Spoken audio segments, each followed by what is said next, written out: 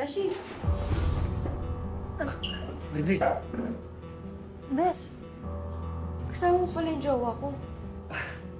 Nakikita lang kami dito. Ito. Binili nga kita ng paborito mo.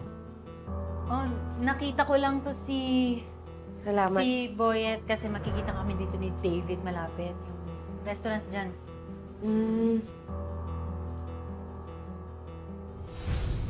Anong ginagawa mo dito? May kliyente ako nalinisan ng kuko malapit lang dito eh. Eh, yung boyfriend mo, nasaan? Hindi ko pa namimit yun ah. Eto na siya. Oh, Ruby. Babe. I was trying to call you, pero buti ka, nakita kita from outside. Sorry, excuse me. Basta. Sorry, naka-silent kasi yung phone ko. Si Mirabel, best friend ko, tapos jowa niya, si Boyet. Si David, boyfriend ko. Boyet. Nice to meet you. Hello. Maybe you guys wanna join us? Magdi-dinner kami ni Ruby. Sakto. Gutom na ako. Ano ka ba? Hindi na kami sasama. Baka nakaabalan pa kami sa inyo. Sorry, nakakaintindi ka ba ng Tagalog? Yeah. Actually, sa States nagtatagalog naman kami ng mama ko. Tsaka babe, di ba kakain tayo sa mamahaling restaurant? Eh, besh, baka wala sa budget mo. Oo. Kaya nga sanay naman kami sa Paris at Mami. Kaya ayos lang. Enjoy kayo ah. Ito naman, oh. Krasya na, tinanggihan pa. Hayaan mo na, lilibre na lang kita ng Paris. Kumita ako sa suki ko.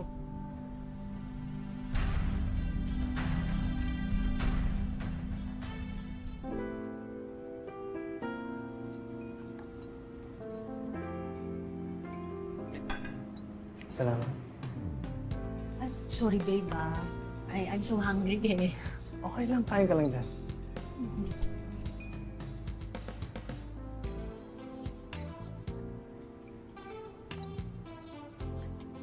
Ruby.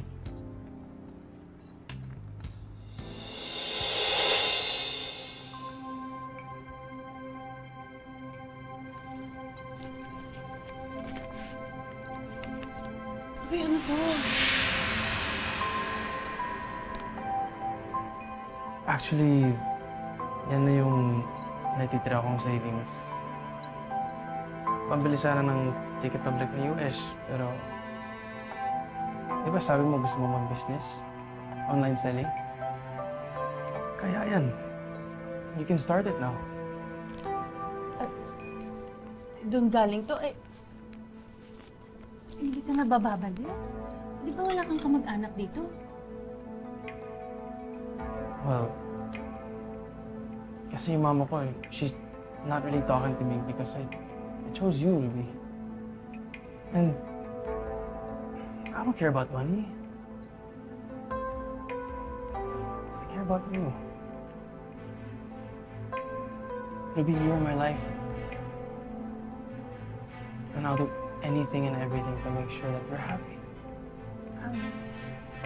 Galit pa rin ba sila sa'yo? Paano yun? Hindi pa rin ba nila binabawi yung pagtatakwil nila sa'yo? Paano yung mana mo niyan? Ruby, I don't care about money. As I said, you're my life now. I'll do everything to make sure that you're happy. I just want to be with you.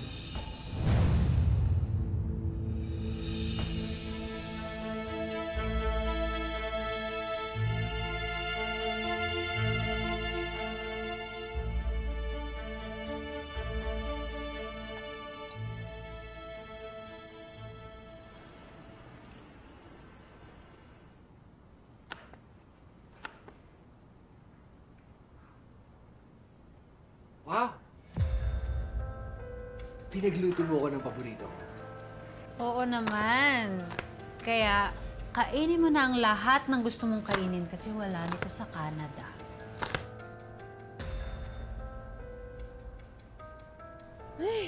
Ang babaeng to, nakalimutan na naman yata na may lakad kami. Please try again di makontak ko. Gusto pa, sinusundo siya. Ang ibig sabihin ko nito eh.